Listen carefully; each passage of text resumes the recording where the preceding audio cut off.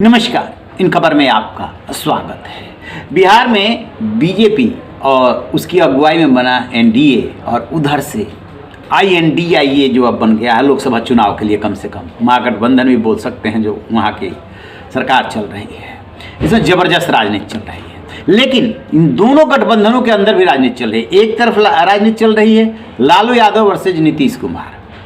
हम सबको देखने में लग सकता है कि सब कुछ ठीक है, सब कुछ ठीक नहीं है। नीतीश कुमार आजकल बहुत शांत से है। लालू यादव ने उनके खिलाफ खेल कर दिया है कांग्रेस से मिल करके, और नीतीश कुमार भी राजनीति के चतुर सुजान है, बहुत अच्छी तरह से जानते हैं कि कौन कर सकता है। चुप है, मौन है, ऐन वक्त पे कुछ खेल कर सकते हैं। और उधर एनडीए में भी कहीं ना कहीं पॉलिटिक्स है। सबसे ज़्यादा पॉलिटिक्स जो चल रही है, खींचतान चल रही है, वो चाचा भतीजा में। जी हाँ, आपने ठीक समझा, मैं बात कर रहा हूँ पशुपति पारस और चिराग पासवान की। अभी 2 दिन पहले चिराग पासवान ने पत्रकारों से बातचीत में ये कहा था कि जो उनके पिताजी यानी रामविलास पासवान का क्षेत्र है, कर्मस्थली रहा हाजीपुर, वहाँ से वो अपनी माँ को चुनाव लड़ा सकते हैं। यदि माँ चुनाव लड़ जाती है तो कोई दिक्कत ही नहीं है, और यदि नहीं लड़ती हैं तो वो खुद भी लड़ सकते हैं। हालांकि जमुई को आश्वस्त किया था कि यहाँ से वो अपना रिश्ता खत्म नहीं करेंगे, हर हाल में यहाँ से रिश्ता बना करके रखेंगे। जहाँ पे हाजीपुर भी लोक जनशक्ति पार्टी रामविलास ही लड़ेगी और जमुई भी लोक जनशक्ति पार्टी रामविलास ही लड़ेगी। हम प्रयासरत हैं कि अगर हमारी माँ जाती तो हमारे लिए राह आसान होती और हम जमुई से ही हम कंटिन्यू करना चाहते हैं। पर अगर कोई ऐसी परिस्थिति, तो ये पहली बार वो नहीं बोले, इससे पहले भी बोलते रहे हैं कि हाजीपुर से चुनाव लड़ेंगे। वो लड़े, उनकी माँ लड़े, कोई भी लड़ेगा। हाजीपुर से ही चाचा पशुपति पारस सांसद हैं। अब स्वाभाविक सी बात है कि दोनों जने एनडीए में आ गए। पहले चिराग पासवान एनडीए में नहीं थे, विधानसभा चुनाव जब अलग वो लड़ गए तो वो एनडीए में नहीं थे। अब उनको फॉर्मली एनडीए में शामिल किया गया है, तो चाचा भतीजे की पार्टी जो है एनडीए में हो गई।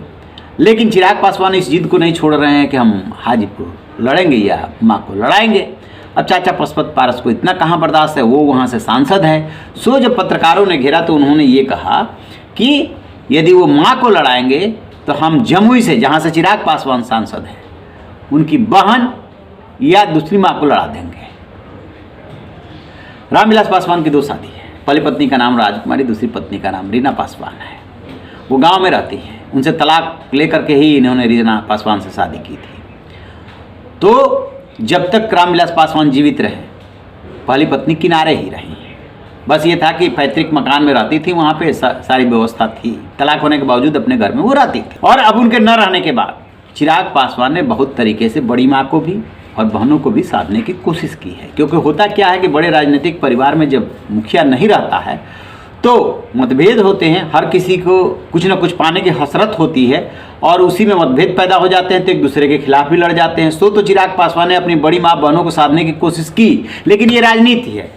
राजनीति में क्या होता है कि कोई अपना सगा नहीं होता है, और उसमें इस बात की संभावना रहती है। वही पशुपति पारस डर दिखा रहे हैं कि बड़ी अम्मा भी हैं, और जिन तुम्हारी बहनों से यानी कि जो बड़ी अम्मा की बेटियाँ हैं नहीं बनती हैं, उनमें से किसी को मैं जमुई से लड़ा दूंगा। सीधे सीधे धमका रहे हैं। साथ में ये भी बोल रहे हैं कि मैं एनडीए का स्थायी सदस्य हूँ, तुम आने जाने वाले हो। यदि तुम एनडीए की बात नहीं मानोगे, जो एनडीए डिसाइड करेगा, तो फिर तुम 40 सीट पर लड़ जाओ, सभी 40 सीटों पे लड़ो।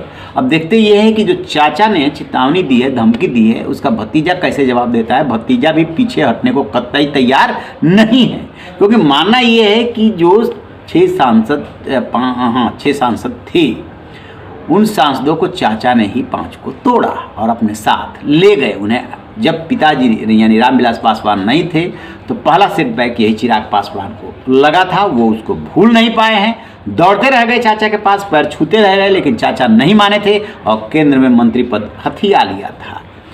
और इधर भतीजे के मन में ये है, चाचा के मन में ये है कि मानना है तो एनडीए की बात मानो, नहीं तो तुम अपना रास्ता देखो, हम अपना रास्ता देखेंगे। देखते हैं कि होता क्या है, क्योंकि पीएम मोदी उनके लिए जो है राम है और चिराग पासवान अपने को हनुमान बताते हैं। रहिए बेखबर, देखते रहिए इन खबर। Thank you.